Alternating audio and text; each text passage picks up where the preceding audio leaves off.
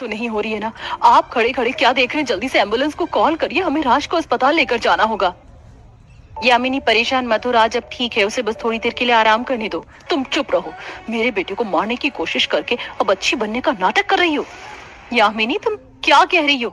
भला मैं राज को क्यों मारूंगी? राज मेरे बेटे जैसा है, मैंने तो उसकी क्या कहा? मैंने तुमने सुना नहीं? अब अपना मुंह बंद करो। मैं सोच भी नहीं सकती थी कि तुम गरीब लोग इतने नीचे गिर जाओगे। हमने तुम्हारा थोड़ा मजाक क्या उड़ाया, तुम मेरे बच्चे को मारने पर उतर आई। अब तो हम तुम्हें नहीं छोड़ेंगे। मैं अभी पुलिस को कॉल करती हूँ। क्या सच में स्वाति ने अपनी जलन के चलते यामिनी के बेटे राज को पानी के टब में डुबाकर मारने की कोशिश की थी या कोई और कारण था? आइए इसे जानने के लिए कहानी में थोड़ा पीछे चलते हैं। मेरे पापा तो इस बार होली के लिए नए कपड़े भी लेकर आए। पता है मेरी होली की शर्ट कितनी ज्यादा सुंदर है, उस पर बड़ा बड़ा हैप्पी होली लिखा है। अरे देखो, मेरे मम्मी पापा मेरे लिए मॉल से कल कितनी बढ़िया पिचकारी लेकर आए। इसमें पानी जल्दी खत्म भी नहीं होता और इसकी धार दूर तक जाती है। हम भी इस रविवार होली की शॉपिंग करने के लिए जाएंगे। मेरे पापा ने तो मुझे बड़ी वाली पिचकारी दिलाने का वादा किया है और साथ में ढेर सारे गुलाल भी। तुम जब मेरे घर आना, हम मिलकर होली खेलेंगे। होली को आने में मुश्किल से हफ्ता भर रह गया था। गली मोहल्ले और घरों में जोरों शोरों से होली की तैयारी चल रही थी। चिंटू और उमा दोनों भाई बहन स्कूल खत्म होने के बाद अपने घर आ रहे होते हैं कि तभी रास्ते में उन्हें ढेर सारी गुलाल, पिचकारी और होली पर पहने जाने वाले कपड़ों की दुकान दिखती है। राजू, वो देखो वहाँ पर कितनी सुंदर फ्रॉक है ना। मैं तो होली पर इस बार यही फ्रॉक पहनूंगी। उमा, वो देखो वहाँ पर कितनी बड़ी बड़ी पिचकारी है ना। मैं तो बाबा के साथ यहीं से पिचकारी ले जाऊंगा। दोनों बच्चे जल्दी जल्दी घर आते हैं और अपनी माँ स्वाति को पिचकारी और कपड़े दिलाने की जिद करने लगते हैं। बच्चों, मैंने तुमसे कहा था ना कि इस रविवार हम लोग होली की शॉपिंग के लिए जाएंगे। अभी रविवार में पूरे 2 दिन हैं। चलो जल्दी से मुंह धो लो और खाना खा लो। स्वाति और उसके दोनों बच्चे इसी आस में थे कि 2 दिन बाद वो होली के लिए सामान लेने जाएंगे, लेकिन उन्हें क्या पता था कि शायद इस साल की होली उनके नसीब में ही नहीं थी। साहब, मुझसे गलती हो गई। मेरा ध्यान आगे वाली गाड़ी पर था, साइड में भी गाड़ी खड़ी हुई है, इस पर से हट गया था। वरना आप ही बताइए, मैं इतने सालों से आपके यहाँ ड्राइवर की नौकरी कर रहा हूँ। आज से पहले कभी मैंने अपनी आपकी गाड़ी को हल्का सा धक्का भी नहीं लगने दिया है। मुझे उससे मतलब नहीं है, मुझे आज से मतलब है। तेरी वजह से मेरी लाखों की गाड़ी की क्या हालत हो गई है। अब तो ना तुझे इस महीने की सैलरी मिलेगी और ना ही तो यहाँ नौकरी करेगा। चल निकल जाए यहाँ से। नहीं साहब, मुझे काम से मत निकालिए।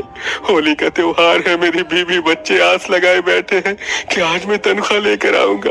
भगवान के लिए मुझे माफ कर दीजिए। आप चाहे तो अगले महीने की तनख्वाह से मेरे पैसे काट लीजिएगा। अगले महीने की तनख्वाह से पैसे तो तब काटेंगे ना जब तू यहाँ काम करेगा। अखिलेश, बाहर निकालो इसे। मैं इसकी शक्ल भी नहीं देखना चाहती। हमारी इतनी महंगी सुंदर सी गाड़ी का क्या हाल कर दिया इसने। वो तो शुक्र मनाओ कि हम तुझे पुलिस के हवाले नहीं कर रहे हैं। यामिनी और आलोक मिलकर अखिलेश को काम से निकाल देते हैं। बेचारा अखिलेश उदास होकर घर लौटता है और अपनी बीवी बच्चों को सारी बात बताता है। इसका मतलब बाबा, हम इस बार होली नहीं मनाएंगे। अपने बाबा को माफ कर देना। मैं तुमसे किया हुआ वादा पूरा नहीं कर सका स्वाति, तुम भी मुझे माफ कर दो।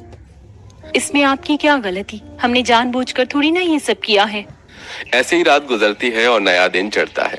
जैसे जैसे समय गुजर रहा था वैसे वैसे होली के दिन करीब आ रहे थे। आस पड़ोस के घरों में होली की तरह तरह की नमकीन और मिठाइयाँ बन रही थी। वहीं इस साल स्वाति के घर में चूल्हा तक नहीं जला था।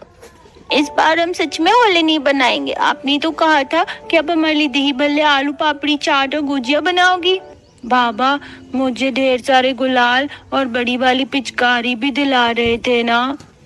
दोनों बच्चों की बात सुनकर स्वाति की आंखों में आंसू आ जाते हैं और वो उनसे एक शब्द भी नहीं कह पाती। अपनी माँ की आंखों में आंसू देख उमा और चिंटू भी सब समझ जाते हैं और उदास होकर आंगन में आकर बैठ जाते हैं। तभी आलोक और यामिनी का बेटा राज अपने कई दोस्तों के साथ उनके पास आता है। दरअसल इस अमीर और गरीब परिवार का घर आज पड़ोस में ही था, जिसके चलते ये अमीर परिवार गरीब परिवार को नीचे दिखाने का मौका नहीं छोड़ता। चिंटू, तू तो कहता था कि तू इस होली पर हमसे भी बड़ी पिचकारी लेकर आएगा, लेकिन तेरे हाथ में तो एक गुलाल का पैकेट भी नहीं है। ये क्या पिचकारी लेगा? मेरे पापा ने इसके पापा को कल काम से जो निकाल दिया। गरीब कहीं के। मेरे मम्मी पापा सही कहते हैं, इन गरीबों के पास कुछ नहीं होता, ये तो बस दिखावा करते हैं, दिखावा। बच्चों की बात सुनकर उमा और चिंटू को काफी दुख होता है और बेचारे वापस अपने घर में चले जाते हैं। 1 किलो आटा और इस बोतल में थोड़ा सा तेल दे दीजिएगा। क्या बात है बहन जी, होली सिर पर है और आप बस थोड़ा सा आटा और तेल खरीद रही हैं। अरे सुबह से मेरी दुकान पर ग्राहकों की लंबी लाइन लगी है। किसी को नारियल चाहिए, किसी को मैदा। आप इस बार होली पर पकवान नहीं बना रही हैं क्या? घर में बचे हुए थोड़े से पैसों से स्वाति हफ्ते भर चलाने लायक राशन ले रही थी, लेकिन दुकान वाले की बात सुनकर बेचारी उदास हो जाती है। तभी वहाँ यामिनी आती है। हैसियत होगी लेने की तो ये लोग लेंगे ना। जो तुम लोगों के साथ हुआ है ना, सही हुआ। तुम्हें क्या लगा किसी और का नुकसान करके तुम होली का त्योहार बना सकती हो? मेरे पति ने कहा ना कि उन्होंने जानबूझकर गाड़ी खराब नहीं की। अरे ट्रैफिक था, किसी से भी ये चीज हो सकती थी। अगर कल को तुम्हारे पति ये सब करते तो क्या तुम उन्हें भी घर से निकाल देती? मेरे पति को अपने उस निकम्मे पति से कंपेयर करने की कोई जरूरत नहीं है, समझी? तुम साइड हटो, मुझे सामान लेने दो। भैया, इस बड़ी सी लिस्ट में जितना भी सामान लिखा है ना, सब दे दीजिएगा। वो क्या है ना, इस बार हम होली पर सभी मोहल्ले के लोगों के लिए बहुत बड़ी दावत कर रहे हैं, लेकिन कुछ लोगों को हम इनवाइट नहीं कर रहे हैं। समझदार को इशारा ही काफी है। यामिनी के ताने भरी बातें सुनकर स्वाति वहां से अपना आटा लेकर और तेल लेकर निकल जाती है। वहीं अखिलेश जब बाहर से काम ढूंढकर घर आता है तो देखता है कि उसके बेटे के हाथ में एक टूटी हुई पिचकारी है और बेटी के हाथ में गुब्बारे और गुलाल का पैकेट, जिसे देख, अरे तुम दोनों के पास ये सामान कहाँ से आया? बाबा आप आ गए। वो थोड़ी देर पहले यहाँ पे कुछ लोग होली खेल रहे थे ना, तो उनमें से ही किसी के गुलाल का पैकेट गिर गया था। ज्यादा नहीं, थोड़ी सी गुलाल है। हम होली के दिन आपस में एक दूसरे को लगाएंगे। और देखिए ना, मेरे पास तो 4-5 गुब्बारे भी हैं, इससे भी हम होली खेल सकते हैं। बाबा ये पिचकारी तो मुझे कबाड़ी के ठेले पर मिली, अच्छी है ना? यहाँ से थोड़ी सी टूटी हुई है, पर कोई बात नहीं, मैं यहाँ टेप लगा लूंगा। अपने दोनों मासूम बच्चों की बात सुनकर अखिलेश की आंखों में आंसू आ जाते हैं। दोनों बच्चों को उस टूटी पिचकारी और थोड़े से गुलाल के साथ देखकर तो काफी दुख हुआ। कितना बेबस हो गया। क्या हुआ, हम होली नहीं मना सकते तो? एक काम करती हूँ, मैं होली के दिन गुलगुले बना देती हूँ। आटा तो घर में ही है और गुड़ भी रखा हुआ है, साथ में चीनी नमक का शरबत। कम से कम होली के दिन चूल्हा तो जले। 2 दिन और गुजरते हैं और आज होली का दिन होता है। स्वाति ने घर में आटे के गुलगुले और चीनी नमक का शरबत बनाया था। जहाँ सभी आस पड़ोस और उस अमीर परिवार के घर में होली के स्वादिष्ट पकवान बने थे, वहीं परिवार आटे के गुलगुले और चीनी नमक का शरबत से खुश था। और इस थोड़े से गुलाल को ही सब एक दूसरे के चेहरे पर लगा देते हैं। वहीं दूसरी तरफ यामिनी का बेटा राज अपने दोस्तों के साथ होली खेल रहा था कि तभी उसके दोनों दोस्त उसे टब में धक्का दे देते हैं। राज की अस्थमा की प्रॉब्लम थी, इसलिए उसे बार बार सांस लेने में दिक्कत हो रही थी। प्लीज मुझे बाहर निकालो, मुझसे सांस नहीं ली जा रही है। अच्छा, जब तूने हमें धक्का दिया था तो कुछ नहीं, अब तुझसे सांस नहीं ली जा रही है। हमें पता है तू नाटक कर रहा है। राज के दोनों दोस्त उसे पानी से बाहर आने ही नहीं दे रहे थे।